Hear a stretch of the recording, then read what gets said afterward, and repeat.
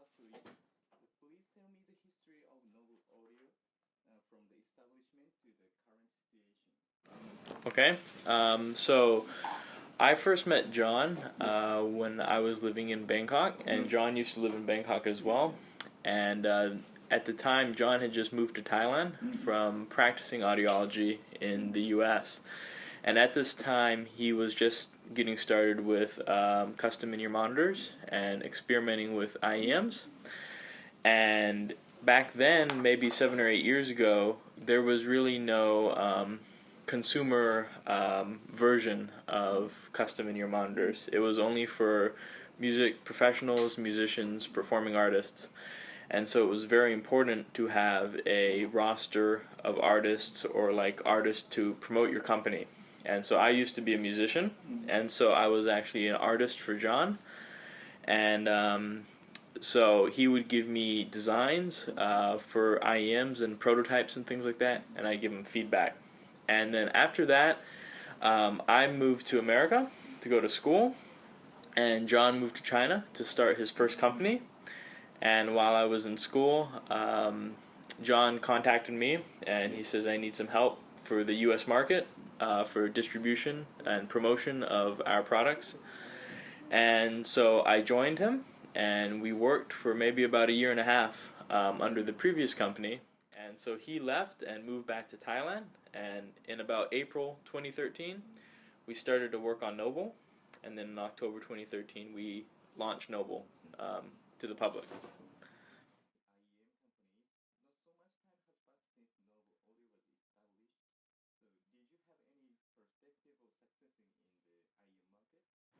Yeah, so I think there are a couple things that we can attribute our success to. I think the first thing is that, you know, as I mentioned previously, we worked with a previous company, right? John had a previous company, and so we learned a lot about the market, about designing products and things like that.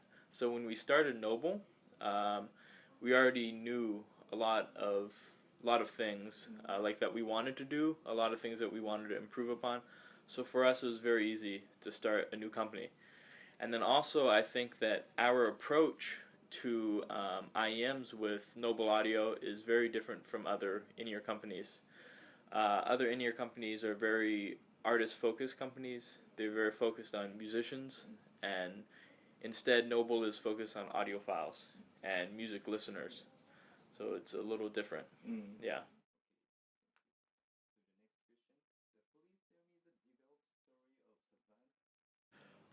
So to be honest with you, I actually do not know very much about the development of SAVANT.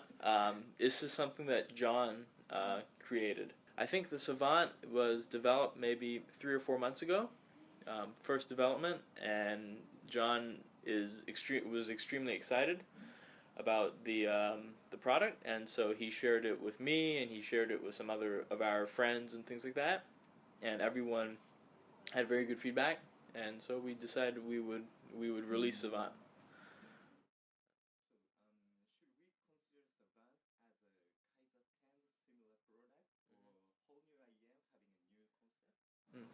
I think, in my opinion, it is similar to the Kaiser 10 in the sense that it has a balanced sound, and it plays a lot of different kinds of music very well, because the Kaiser 10 is a very, very versatile product, right? And I think the SAVANT is similar in that respect. However, I mean, from a technical standpoint, the SAVANT is completely different than the Kaiser 10. There's no similar drivers or anything like that, so it is a new product. Yeah.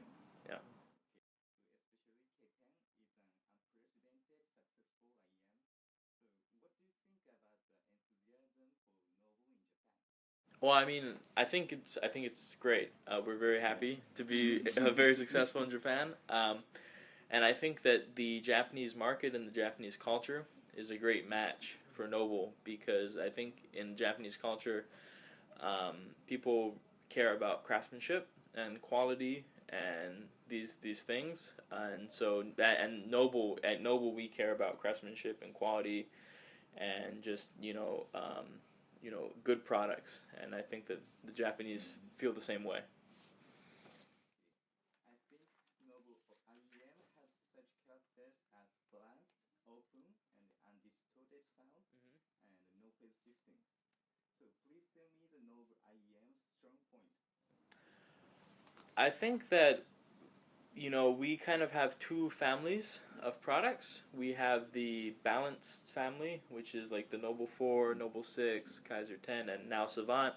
And then we have the V-shaped sounding family, where you have low-end emphasis and then emphasis on treble, like more popular sound is the Noble 3, Noble 5, and 8C. And I think with all these products, the real strong point is that the sound is very together, and it sounds like one speaker instead of sounding like many speakers. And I think that is our main strong points. Is it one of the strong points of novel IEM? Yes, it's definitely a strong point. We love wizard designs, and I think everyone around the world loves wizard designs, but in Japan especially, people love the galaxy wizard design, and these different designs is very, very popular. You to produce IEM sounds like listening to speakers that having one wide sound field and room acoustic.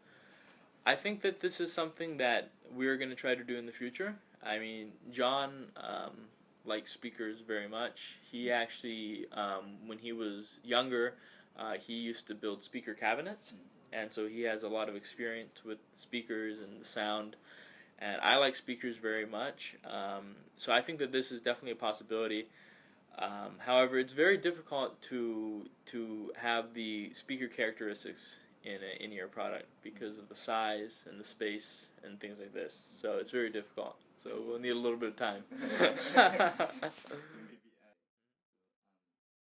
few words for Japanese novel fans? At the camera? The camera. We are very happy to be here in Japan, and we like to thank you for the support that everyone in Japan has given us. Japan is actually probably our largest market for Noble, even more than the U.S. or Singapore or some of these other very popular countries. So it's very important for us, and we're going to continue to try to make excellent products for Japan. Thank you.